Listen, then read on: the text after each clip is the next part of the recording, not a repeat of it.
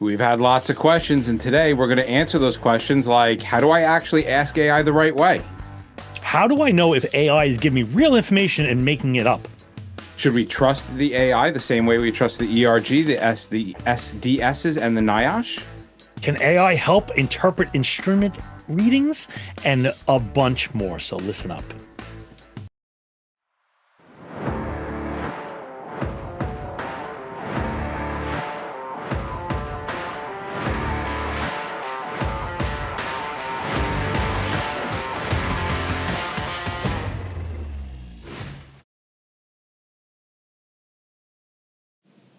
You know the worst part about arriving on a hazmat scene? Helmet hair. That yes, but also uncertainty. You have no idea what's in the air. Yes, and it's the assumption that it's just a chemical. Honestly, that just doesn't cut it anymore. You need answers fast. That's where Explorer comes in. Real-time chemical ID and quantification right in the field. Not just, yeah, it's probably something bad. It's going to tell you exactly what's there and exactly how much. So you can set up your safety zones like an adult and not a rookie who's guessing where to put the tape. You've got defensible, quantitative data in seconds, which is going to make your decision-making a hell of a lot easier. So no more waiting around for an answer, just a solid life-saving intels. Check them out, Explorer. Check out the Explorer and stop guessing. Check out 908devices.com. You know what really stresses me out about hazmat calls? The part where everybody stands around saying, "It smells like burnt feet." Yeah, exactly. I don't know where I came up with that. Burnt feet. Oh, that's enough. I was hungry and now I'm not. Do burnt feet smell different than burnt hands? I don't know. Clearly you do. But to some degree, yeah, it's the guessing, not the tactics. That's why Teledyne FLIR Defense built detection tools so we don't have to keep doing that. They have real sensors for real CBRNE threats. They're not newcomers to the game. They've been around for over 30 years helping first responders actually know what it is that they're dealing with. And hazmat, homeland security, public safety, ugly scenes, clear answers. The more you know, the smarter you can operate. Check out Teledyne FLIR Defense, any threat, anywhere, without the mysteries. And as we promised, we are looking into solutions for battery fires. Many companies have put their products in front of us, and there's been one noteworthy one because we found that it actually extinguished lithium-ion batteries fires. It works on multiple classes of fire. It helps prevent the fire from spreading, and it prevents the lithium-ion batteries from reigniting. And before that keyboard warrior starts caps locking, asking for proof, the links are in the show notes below for UL Class A and B, as well as BSI for 10 categories, including lithium-ion batteries. And despite the objections to our neighbors, we have put this product through our own field tests, and we're kind of impressed with the results. Now we suggest that you do your own myth busting. You can do it in your backyard like us if you want, but it is available in a variety of options to integrate into your current process. So access information by checking out firesuppressionsolutions.com or click on the link in the show notes. This is another episode where I'm excited to do things. Yeah, of course you are, because this is like you're the Uber expert in, and I know so little about it that I have to come to you and be like, Bobby, give me information, please, my love. How do we do this? I don't know. I don't know. This is no different than the 8 o'clock in the morning phone calls that Bobby gets from me when my tech explodes, and I'm like, oh my God, man, I don't know what's going on. And he just rolls his eyes and he walks me through it. So what we did, right? We did the 3 episodes of the AI, and it led to a waterfall of questions. Some of them are very similar. Some of them were different. We kind of took the top 9 or 10 and we put them through into this kind of question answer. I, of course, will be asking Bobby these questions and getting his answers on them because honestly, you don't want my opinion on technology. I barely know how to turn the microphone on for the show, which I had to do before the show and had difficulty times. So I will be asking your questions to Bobby, and Bobby is definitely the expert to be answering these bad boys. All right, let's do it. Good? Yeah. All right. Question 1. Hey guys, I've been trying to use AI to look up chemicals and hazards, but sometimes the answers seem vague and not helpful. Is there a specific way that we should be asking questions to get accurate responder level information instead of generic internet crap? Okay. All right, this is very much a today question. So if you're listening on or about February 20th or so in 2026, this is going to be accurate. If you would have asked me this question 6 months ago, this would not be accurate. So in 6 months, I don't know where we're going to be. But right now, if you have to give it context, I find that the more you speak to it, the better the picture you paint, the better it is. So give it like a role and even an objective, like what you're looking to get out of it. There was about 6 months ago, there was prompt engineering. That was a big thing on the internet. And they would write these elaborate freaking things. It's gotten so good now that you can give it a little bit of this context, role, and objective and get it to going. So it doesn't search. It reasons based upon what you tell it. And the more context you give it, the better the answer out. So if you give it a crappy prompt like, tell me about chlorine, it's going to give you just like a generic thing. And it's like, oh, that's not what I'm looking for. But if you say something like, act as a hazmat technician. I want you to analyze chlorine, maybe a release from a tanker, rail car, and it's coming out the side, the bottom outlets, let's say, and I want to predict the behavior, let's say monitoring strategy, PPE suggestions, hazards, weather, that kind of stuff. And it will give you way better of an output. And the reason why it works is because you defined a role, the scenario, and then your output format. What you were looking for is the output. So if you do this, you're going to be able to get answers, output, I guess, more to, it's proportionally to what garbage in is garbage out. If you say dance clown, it's not going to dance very well. But mine still hasn't danced yet. But so you're almost saying that you have to give it a filter to look through, right? Like if I were to say, come at this from the point of view of a hazardous materials technician, it's going to give me a different answer than I were to say, hey, I'm doing a college essay on chlorine. Talk to me about what would happen during a chlorine leak. Right, or I'm the mayor of the town. What do I concern? It'll give you a completely different output. How can somebody, just a quick follow-up on this in my own head, how can somebody keep up with this prompt? You had said before, like 6 months ago, it was totally different. Now it's totally different. Like, what do you do to keep up on how to ask questions? Oh, no. I spend way too much time flipping through Reddit. I'm in about 70 or 80 different AI groups. And sometimes it's just somebody says something, I'm like, wow, I wonder if that can be used in hazmat. And then I'll come back and I'll start playing with that. And that's where there's an awful lot of chat about these things that I bring back. This tool sucks. This tool's amazing. And there's like 7 or 8 tools out there that are kind of contenders, but the prompting and that whole thing is a thing, but it's evolving very quickly. I got to say, if you're not watching what's going on at least once every other week, it's changed. So you either keep your eye on it or you get left behind or you wait for an update from us. Yeah, pretty much. Yeah. All right. New series of shows. Well, and listen, it's evolving information, right? And it is definitely something that's changing from time to time. All right, question 2. This one, if I had to categorize the most popular type of question, this would be the most popular category that we got as far as questions in the mailbag. And it has to do with making sure that the information you're getting is real. I've heard AI can hallucinate and give false information. On hazmat scenes, that's obviously dangerous. How can we tell if AI is telling us actual, reliable information? All right, I'm going to give you 2 parts on this one because I've used both successfully. Is that, first off, understand that AI can be wrong. AI can be wrong. It's less wrong. It used to hallucinate a lot. The models today are much better. But you got to verify like a junior technician or whatever it is, or a new guy, right? It doesn't actually know anything. It just is very good at predicting patterns and picking up on patterns. So it can generate an incorrect chemical property or number, so you're going to have to check that out. So I've found mixed outputs with asking it to cite sources, right? So you can say, well, where did you see this? I've seen it just completely make up the section. I'm like, there is no section 43 in NFPA. Like, that's not even a thing.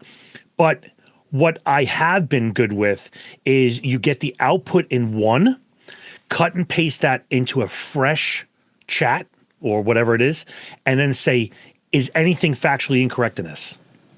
In a completely different one. So now you're talking to a completely different bot and you say, is this incorrect? And it'll either say, yeah, most of this is right. Here's where it's wrong. That's a possibility. But it might output ERG, SDS, NIOSH, that kind of stuff. Another one is when you're giving me an information, give me the links to prove it. And it can give you the actual clickable URLs. Have you ever had like a URL that didn't exist? Like it just made up the URL? Yep. And I actually got one time rickrolled. No, did you really? By AI. Yeah, I got rickrolled by AI. I was asking it something that wasn't hazmat-y. And I asked it something like, where can I find this cabinet and something like that? It's like, oh, you can get it right here on like Wayfair. And I was like, I clicked it and I was like, I come back and I'm like, you son of a bitch. And it's like, gotcha. And I was like, oh, you son of a. That is great. I have yet to be rickrolled. All right. Yeah. Question 3. I think this kind of lands in the same lines, but it's a little more focused in the question. So if AI gives me isolation distances or PPE recommendations, should I trust it the same way I would trust the ERG and the SDS or treat it differently? Now, I put this one on here because I kind of had an issue with the way it was phrased because the ERG and the SDS, they don't give PPE recommendations, right. But I wrote back to that guy and I clarified that. But the general gist is, again, it's more along the trust issues. And in your experience in using it, how do you feel it relates to comparing with the ERG and SDSs or NIOSH? It's just decision support. It's not an authority. You know, the books are still the books, and and there are ways to kind of harness AI to help you in this endeavor, but I wouldn't blankly put into an open source LM like ChatGPT or Gemini or something like that and go say, hey, I got this chemical. What's the PPE of choice? That's something I would not do. There are closed ones that I might do that with, and then cross-check their math, but it'll answer things like, what's the vapor density mean operationally, or how will this behave, or what would I verify next? You can do that, but I personally don't think I would take any PPE selection choices made by it blindly as a go. I would have to go then check its math manually. So you can't. Right. That's what I think a lot of people are looking for, the easy button, and it's not a thing. Yeah, because it would be like getting PPE selection from a friend over the phone. Like you're not there. I wouldn't. Right. You're not actually there. All right. Question 4. Can AI help us make sense of confusing readings from instruments like PID, Raman, FTIR, multi-gases, especially when the readings don't clearly point to one chemical? Oh, yeah. Yes, it can. Yeah, this is one of my favorites, is even in an open LM, and we are working on some stuff that will rock the world when we put this out. We've been working on it quietly. But yes, interpretation is very good. It's not a replacement. It is somebody like a sage-like, all-knowing PhD that you can have a chat with. But it can help explain PID readings. It can help cross sensitivities. It's insanely good with what readings to rule out. It might suggest a metering. What do I say? Metering, not profile, but metering The progression. Okay. Like, yeah, do this first, and then do this next, and then do this next. We saw that when we were testing, not to give too much information out, but we were testing our side project. And it gave, long story short, I put an actual run in there that I had, and it gave the first answer that it gave 4 different possibilities. The first one was the right answer, the answer that we came to on scene. However, it took us 45 minutes to come to this conclusion on scene, and the bot that we're developing did it in 30 nanoseconds, something like that. And then, right? And then it was like, if you want to confirm any one of these are the next steps to do, and let me know what the readings are on your meters for this. Like, so you know, take out your Draeger. What does your Draeger, whatever, colorimetric tube say? What does your PID say? What does this say? And then it would it narrowed it down, but the first choice, it absolutely, even I know 100% that this answer is right. Yeah, it could do like, hey, the PID's high and the LEL is 0. Well, then it's like you're looking at a toxic vapor and an autoflammable gas, and it'll say, hey, listen, put it down versus high, and that'll even start bringing more information out. But it doesn't replace actual field verification, like actual metering. It's not going to help you with monitoring procedures or techniques. That's still a technician level skill, but it can give you like a plan, I think. So, but more questions. But before we get into that, yes.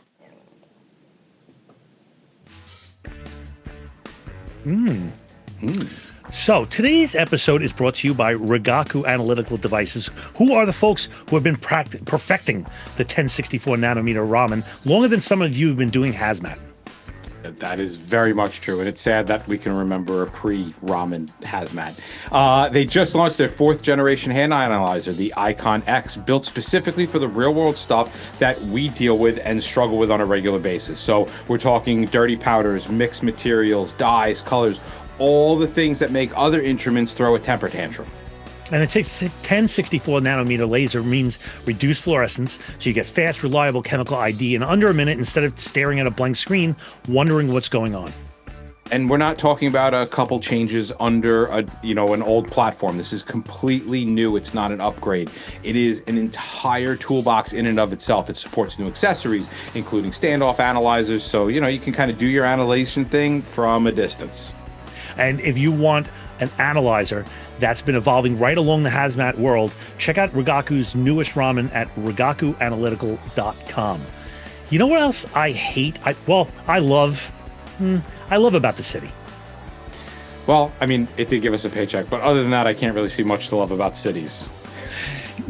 My favorite is the e-scooter gangs. Yes, because nothing screams hazmat like a moped with a battery that's about to go nuclear. Yeah, that's where Obexian FR saves the day. It's lightweight, it's mobile friendly, it's designed for first responders because the last thing we need is extra weight when things are heating up. And it's a third party tested to lower the toxic gases below the ideal H levels. Which means that you can actually breathe. I wouldn't recommend it, but you could actually breathe to put that scooter fire out. And if you need more, Obexian FR comes in by the pallet load or by certified poly drum kits. Yeah, so when you pull up on scene and your butthole tightens and you think, oh my God, we're going to need a lot of this, they're there for you. So protect your team and your lungs. To go learn more, go to thehazmatguys.dgeo.com. That's thehazmatguys.dgeo.com. So on with the next question. Okay, question 5. I hope you're loving this episode. Oh, I am. I know you are. All right. So this kind of lands into the level of detail that AI can give. All right. So I'm asking AI about a hazmat incident. How much detail do I need to give it? For example, do I include things like container type, weather, readings? Will those contexts actually make a difference in the quality of the answer? Yes. I'm going to, and I don't remember who is the first or the second episode in this series, I warned of one little caveat with this. So giving containers, giving weather, giving readings, even the make, model, the sensor, the ID, the UN number, all that stuff, indoor versus outdoor, that all improves the accuracy of the thing. So like a bad prompt would be like, chemical spill, what do I do? Like, that's terrible. A good one might be, or a little more gooder, is like outdoor chlorine leak from a rail car. There's a light wind to the southwest. I got a PID reading at 10 parts per million, et cetera, et cetera. One of the things that you got to kind of watch out for is putting in things that I would say is operational security. Right. And I mentioned this in the episode, but I want to kind of bring this up again.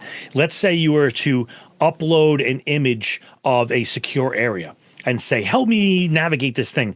That image is now part of the public record. Right. So when we do these things, try not to give like license plates away or UN, or maybe the, what the hell they call it? The code on the side of the rail car, like the license plate kind of thing. Yeah. You know, it allows it to simulate a real behavior. It has incredible abilities to do that. So it only works, again, garbage in, guard out, but it only can reason based upon the world that you describe to it. So the more information you can put in, as long as it's good information, right? Like sometimes certain people in our lives start a story and the story is 30 minutes and it could have been done in 3 sentences. Like or an email. Or an email, right. That kind of information is not particularly useful. We want to stick kind of with guy information, right? Yeah. All right, so predicting behavior. Let's dig into predicting behavior a little bit. Can AI actually help predict how a chemical will behave, like whether it's going to vaporize, pool, or travel based upon the chemical and the environment? Yes. I believe it can. It is really good at looking at like chemical and physical properties and physics and topography and humidity and temperature and elevation and all that stuff changes things. So it will help you predict things like vapor versus pooling behavior, like dispersion trends, like exposure risks, flammable hazards, all that kind of stuff. It aligns eerily well with GEMBO, right, which is our stresses, our breaches, our releases, engulfment, contact, and that kind of crap. It's really good with that. So when you say I'm looking for the API of a problem or predictive modeling of a problem, it's incredibly good with that kind of stuff. Like pre-planning and thought-provoking things to bring up in a circle. Like if I was doing tech ref and I want to be prepared because I want to knock their socks off. If I just came up with my book of facts and I said, okay, here's all the facts, and somebody fires a question at me, and I'm like, I didn't think of that. Yeah, like this, you can feed all that crap in and say, what am I missing? And it'll be like, oh, you didn't consider this. You're like, and you come into that thing a little hotter and you're ready. Or kind of like a prove me wrong. Now, you talked about the topography before. Does AI have the ability in the current technology to be able to pull topography maps and weather and combine them together in a logical thought process? Or are we still working, like, do you still have to go to like the National Weather Service to get plume modeling to that degree? Wow. I don't think I ever did topography. I don't know why I said that. I said that. I don't know. You know what? I bet you there is detailed topography. I wonder if it has access to it. Some of these things you got to think of like are behind a paywall. Like specifically, like I'll give you a great example is like NFPA. Like everybody has questions about NFPA. Everybody has questions about the law. OSHA is publicly put out there. That's easy to get the interpretation letters and OSHA and that stuff like that. But NFPA does not put it out there. And though they don't put it out there, it is findable. Yes, very much so. Right. So the problem is that when you're making a decision, what it found, is it the most current version? I don't know. That's true too, right? Because and I guess that would be true for a lot of different things. Like you're having it go and do research. Is that research changing on a regular basis? And is it reflecting the most accurate, which again is just another reason why you always want to look over any of your answers. That's why I'm very much okay with doing chemical physical properties and GEMBO and that stuff. Because chemicals haven't changed in millions of years, so like it's accurate if it's accurate. But remember, a lot of this stuff is, where did it train? A stunning amount of the training came from Reddit. A lot of it came from Wikipedia. So not to get in the weeds, but like if you wouldn't trust Reddit and Wikipedia as your gold standard location to get your tech ref, then second guess it. And I'm actually oddly okay with Wikipedia as Me too. reference guide. Yeah, there's a lot of people out there that are like, oh, no, but Jim Davis actually has got a study that shows how accurate the science end of Wikipedia is. Like, yeah, people can go in and change shit, but people in the science world don't tend to do that. Like, they just, No. we're creepy, weird like that. Like, we're like, no, like, we want the truth. So it tends to be pretty trustworthy. I wouldn't depend on it for the measurements of Paris Hilton or something like that. But you know, the chemical structure of like, you know, a molecule, I'm pretty solid on that. All right. The 1990s call, they want their reference back, Bob.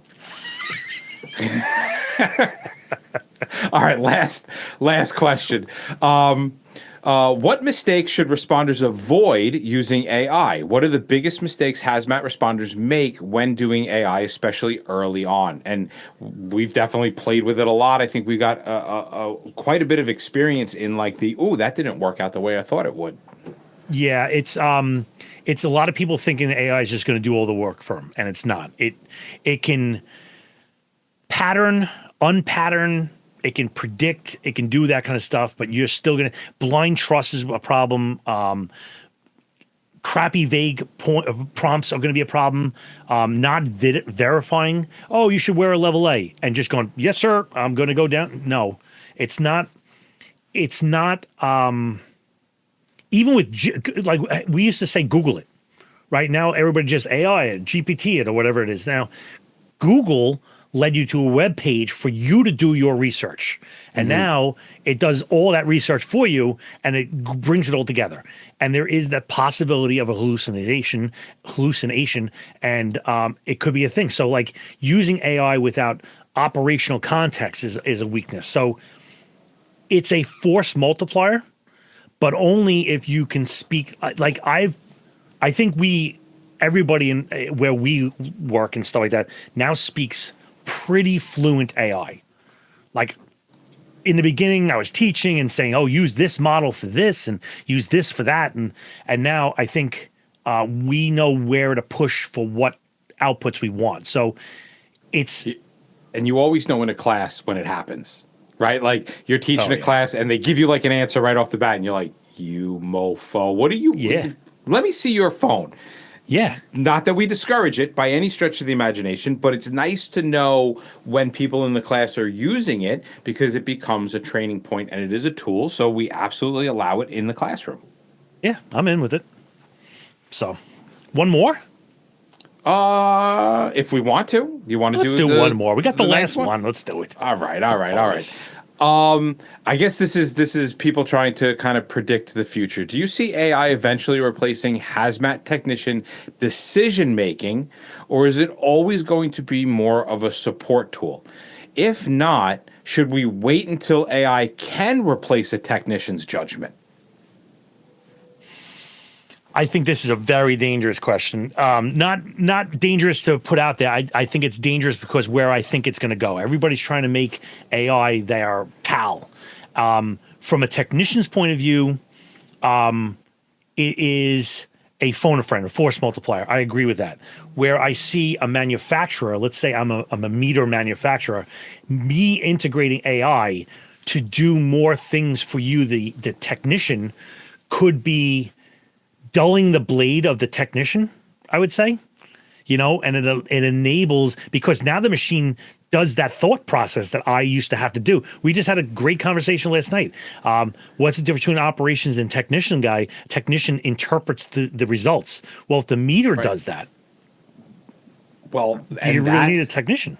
That starts to become a concern, right? Like we would never have thought that departments are trying to replace technicians with mission-specific operations level guys, but they are, and it's out there, and we're hearing about it multiple times. So if there's an argument to be made that a chief of department will turn around and go, well, we don't need a hazmat team, right? AI will do the interpretation. AI will tell us what to do, and then I'll use my mission-specific people to go do some random stuff that the AI has now interpreted. And I think that is definitely a very dangerous path to put that kind of judgment in there. Yeah, it's. I don't think it's. I don't think. I think it's inevitable. I think there's going to be people or departments that are going to say, this is the way we're going to do it, and this is how we're going to buy this meter because it has AI built into it. You're going to see AI-powered meters flooding the markets within the next 2 years. And I think it's going to be, depending on how they harness AI, it could either be really bad or really good. I'm hoping they're ethical, we'll say that, in how they harness it.